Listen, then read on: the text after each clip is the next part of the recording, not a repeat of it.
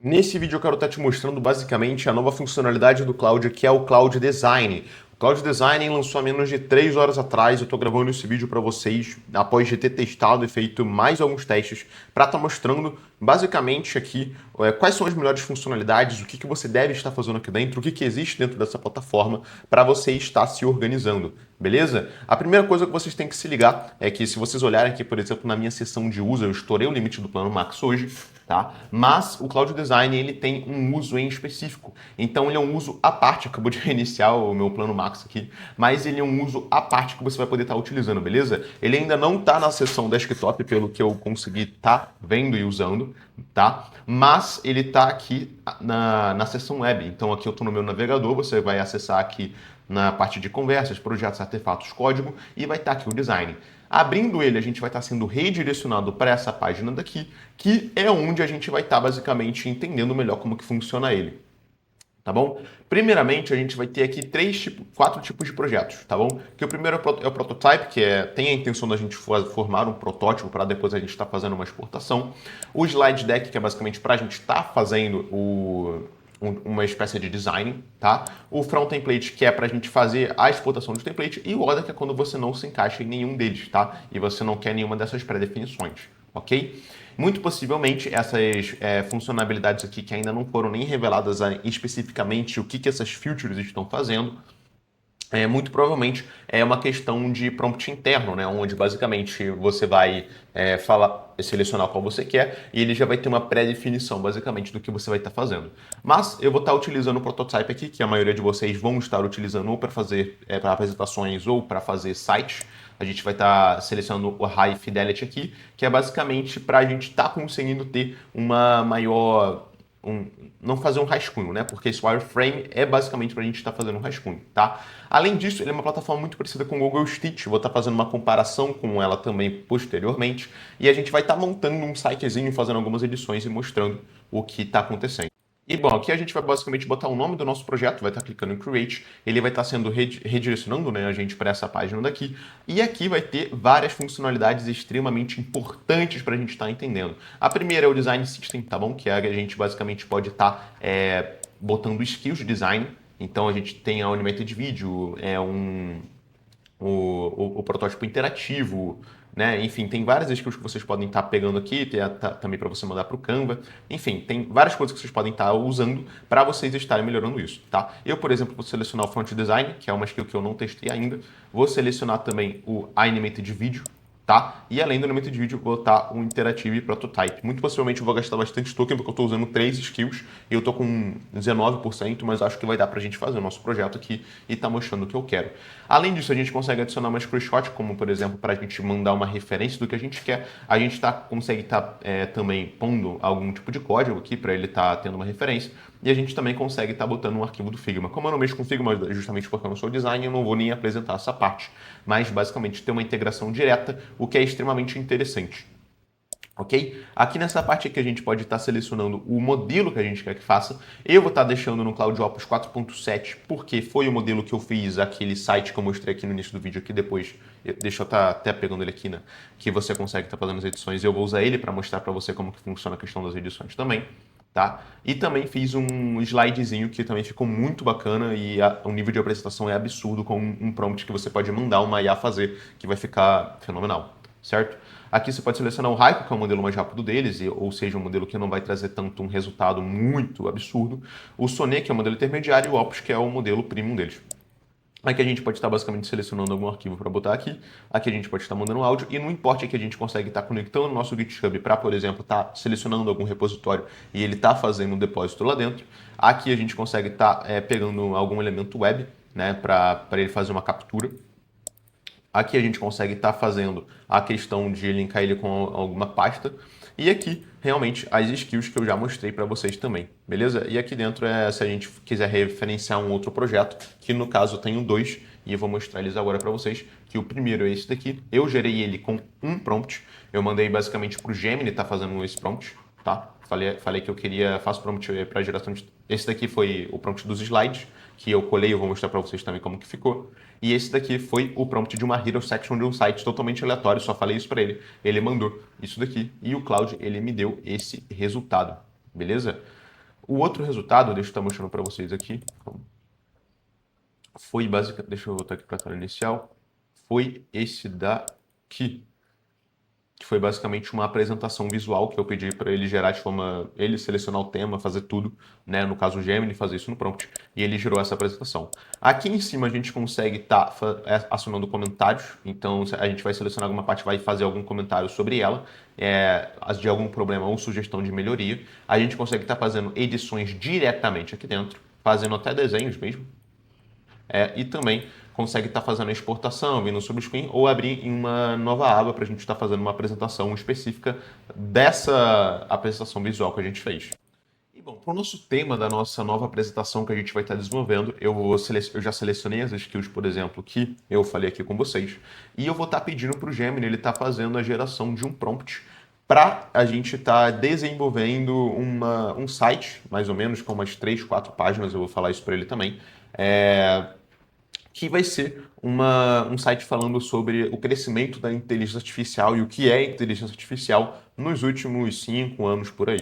Ah, e lembrando, vocês podem estar fazendo a geração desse prompt também com outras IAs, tá? Isso aqui é uma técnica chamada meta-prompt, que é basicamente porque, cara, quando se trata de elementos visuais e coisas muito específicas, nós tendemos a falar como nós entendemos. Tá? Quando a gente manda isso para a IA, manda uma referência de um site, por exemplo, ela vai tender a falar de uma forma muito ultra específica, falar de termos técnicos, e quando a gente está falando de inteligência artificial para desenvolvimento de design, é melhor que a gente esteja utilizando essa técnica de meta-prompt, com, obviamente, os nossos recursos e o que a gente planeja e queira que tenha ali dentro.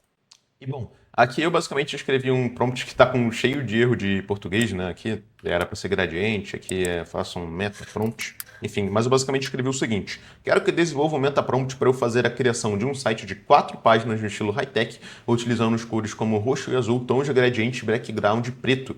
Bem futurista, falando sobre o que é IA e como ela cresceu nos últimos anos. Não precisa desenvolver a cópia a fundo. Além disso, outros elementos visuais como cards, efeitos como slide up, liquid glass, pode autodefinir também. Slide up e liquid glass são efeitos que a gente utiliza bastante aqui nos nossos projetos e por isso eu também citei ele. Lembrando que eu botei no modo Pro do Gemini porque ele lida melhor com tarefas complexas e eu realmente quero que seja algo bem bacana. Eu vou pedir para ele também, faça ele em inglês, tá? Justamente por que eu estou pedindo isso? Porque muito possivelmente o Cloud Design, inclusive, igual ao Cloud Code, todos os outputs dele, normalmente quando ele está pensando, ele pensa em inglês. Então é mais interessante que a gente esteja falando com ele em inglês, até porque ele vai entender de uma forma melhor. Show de bola? Deixa eu só esperar ele generar aqui. Copiei o prompt. A gente vai colar ele aqui dentro. Tá? Aí ele colou aqui. Use o arquivo de texto com 39 linhas colado para gerar o nosso projeto. Tá? Além disso, né, a gente pode estar, por exemplo, exportando alguma skill aqui, como a de UX Design lá do GitHub. Ela, inclusive, deve estar aqui. Não, ela não está aqui no meu navegador, mas é basicamente uma skill muito famosa, né? Posso até estar pesquisando aqui. Vazei meus repositórios, mas tudo bem. Ups. Mas muito possivelmente vai ser a primeira que vai aparecer. Essa daqui a gente pode também estar exportando para lá. Não vou estar fazendo isso, até porque senão acho que o vídeo vai se delongar demais. Mas vamos estar só um exemplo do que a gente pode estar fazendo. Inclusive, né, dentro dos nossos projetos de webcode, a gente utiliza essa skill de UX Design quando o Cloud ou o Gemini, dentro do próprio Antigravity, tem que fazer esse desenvolvimento. Beleza? Aqui ele já está basicamente formulando o que ele vai ter que fazer. A gente deixou no modelo Opus mesmo, como eu comentei com vocês, justamente porque foi o que a gente pré-definiu anteriormente. Tá? Nesse quadro em branco a gente pode estar desenhando, pode estar botando, enfim, até fazendo uma espécie de mapa mental também.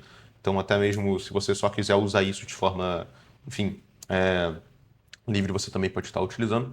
Mas eu vou estar esperando esse output aqui. Quando ele voltar sem nenhuma alteração minha, eu vou estar trazendo para vocês. Rapaziada, voltei e eu fiquei impressionado, tá? Nem mesmo esperava um resultado como esse daqui. Vou mostrar todos os efeitos aqui que eu identifiquei de primeira. O primeiro que eu identifiquei é esse efeito aqui do background que eu achei irado, tá? Como vocês podem ver, tem o fundo quadriculado, ele tem aqui no centro da tela, beleza? Aqui no fundo ele desaparece e a gente tem esse efeito de ligação desses pontinhos aqui, não sei como se chama, tá? Já deixo isso bem claro. Tem também nosso efeito aqui no botão. Não achei um efeito muito bacana, tá? Mas isso aqui, porra, para um input numa ferramenta que você não paga a parte, é absurdo.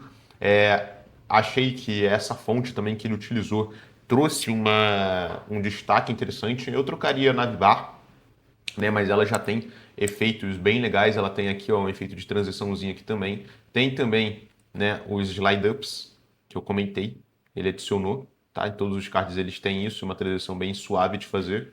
Eu achei muito bacana como ele dividiu, ele fez a questão do design, da questão da escrita, né, da copy da página, beleza? Aqui a gente consegue estar vendo aqui a transição também que acontece quando a gente vem aqui para baixo. E aqui tem um formuláriozinho, beleza? Eu achei sensacional, tá? Absurdo, absurdo, absurdo. Para algo que você nem paga, né? Entre aspas, né? Você nem paga. Acabou de ser lançado, muito possivelmente vai ser pago a parte também, posteriormente, né? Mas, sem delongas, vamos estar agora. Tem como eu reduzir isso aqui? Tem. Vamos estar agora fazendo um teste aqui de edição, beleza? Vamos estar selecionando alguma parte aqui que a gente queira fazer alguma edição, por exemplo, desse botão aqui. Não curti muito essa cor dele. Será que tem como... acho que o elemento dele é conjunto, se eu não me engano. Esquisito, né? Enfim, quero botar na navbar então. Deixa eu ver como vai funcionar. Aqui, por exemplo, a gente consegue estar, obviamente, aqui mudando a cor da box, né? Ela tá preta, né? Mas ela tá com uma opacidade ligada também. Cara, que esquisito. Eu consigo estar mudando isso tão... Deixa eu ver aqui o que eu consigo fazer aqui dentro. Não, isso aqui não. Tá. A cor dele. Eu acho que ele não tá reconhecendo, né? Acho que o botão eu não consigo mudar. Eu consigo. As fontes eu tenho certeza que isso eu consigo estar fazendo a edição tranquilamente, né? Que aqui é basicamente eu consigo estar mudando a fonte. Aqui eu consigo estar dando aqui a margem dela, a borda também. Show de bola. Deixa eu ver algo que eu gostaria de mudar aqui. Isso aqui é o texto. O texto eu posso mudar manualmente aqui. Então você pode editar de forma manual, sem você precisar fazer nada. Posso estar editando a cor do texto também. Consigo estar mudando o símbolo. Legal, bacana. Deixa eu ver. Consigo estar desenhando. Present. Deixa eu abrir uma nova aba. Para ver como vai ficar. Isso aqui é como se fosse um site já pronto, né? Como eu falei, eu não gostei muito desse botão.